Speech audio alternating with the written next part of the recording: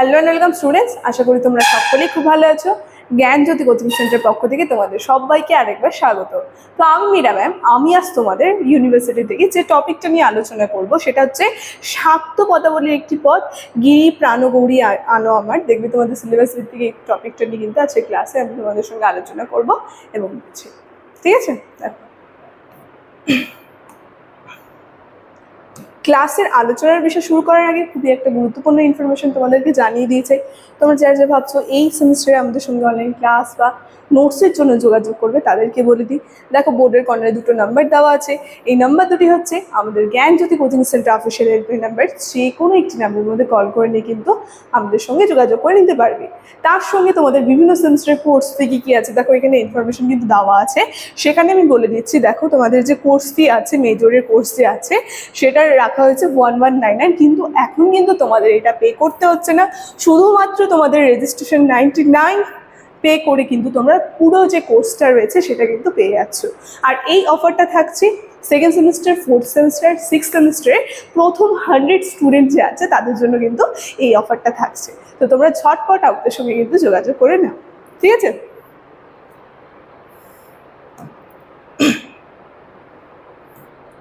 দেখো, প্রথমে বলেছি আজকে যেই টপিকটা নিয়ে আমি তোমাদের সঙ্গে আলোচনা করব সেটা হচ্ছে শাক্ত পদাবলীর এই পদটি নিয়ে আলোচনা করব। দেখো, প্রথমে সম্পূর্ণ পদটা কিন্তু এখানে দেওয়া আছে। এই পদটা নিয়ে আলোচনা করার আগে এর যে বিশ্লেষণ আছে সেটা নিয়ে আলোচনা করি।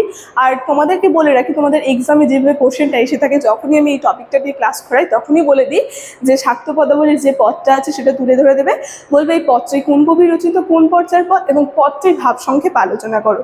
তোমরা পারলে পরে এই প্রশ্নটা খাতায় তুলে নিতে পারো, সেইভাবে আমি অ্যান্সারটা বলবো এবং তোমাদের বুঝিয়ে দেবো, ঠিক আছে? দেখো,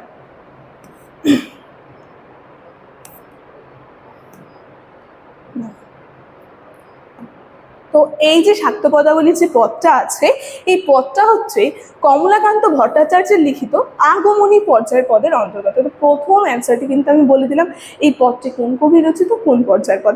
এখন এই পদটির ভাব সংক্ষেপের মধ্যে চলে যায়, কি বলছে যে আলোচ্য পদটিতে মেনকার আবেগ অভিমান ব্যক্ত হয়েছে।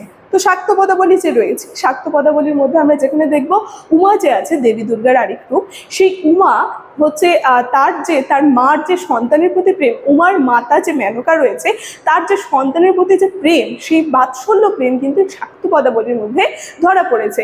এবং যেখানে আমরা দেখছি এই পদটার মধ্যে কি হয়েছে, মেনকা যে আছে সেই মেনকার আবেগ অভিমান ব্যক্ত হয়েছে। যেখানে আগমনী পর্যায়ে প্রায় সমস্ত পদের মধ্যেই কন্যার যে ফিরে আসা, সেই ফিরে আসার জন্য মাতা অধীর চিত্তে মগ্ন থাকে, মানে তার কন্যা কবে আসবে, কখন আসবে। তার কন্যা যে আছে সে কিন্তু 365 দিনের মধ্যে মাত্র একবার এসে এবং 4 দিন থাকে, তারপরে কিন্তু তিনি চলে যান, ঠিক আছে? যেখানে দেখতে পাচ্ছি কিন্তু কন্যা তো ষষ্ঠী না হলে আসবে না, তাই কিছুতেই আসবে না সেখানে, অথচ মেনকা তার প্রাণের যে ধৈর্য সেই ধৈর্য কিন্তু সে ধরে রাখতে পারে না। ফলে কি বলছে, অনুশোচনা অভিমান ব্যক্ত হয়।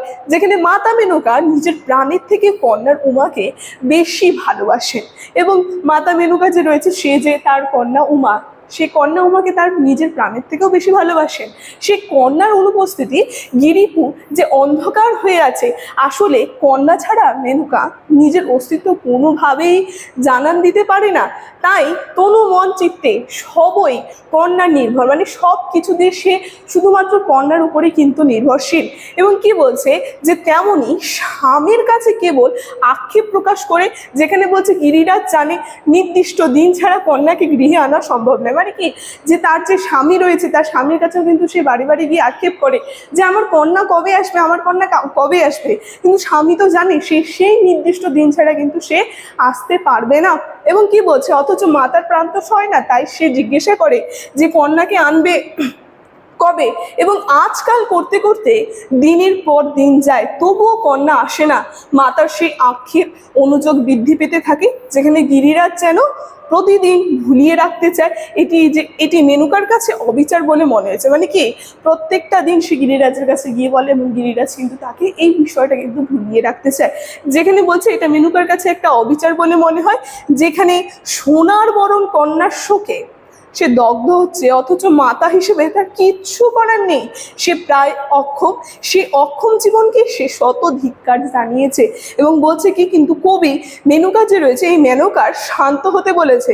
যেখানে আমরা দেখেছি প্রত্যেকটা হচ্ছে শাক্ত পদাবলী, বৈষ্ণব পদাবলী রয়েছে, সেই পদের শেষে সেই কবিরা যে আছে তাদের যে নিজের যে বক্তব্য সেটা কিন্তু তারা বলে দেয়।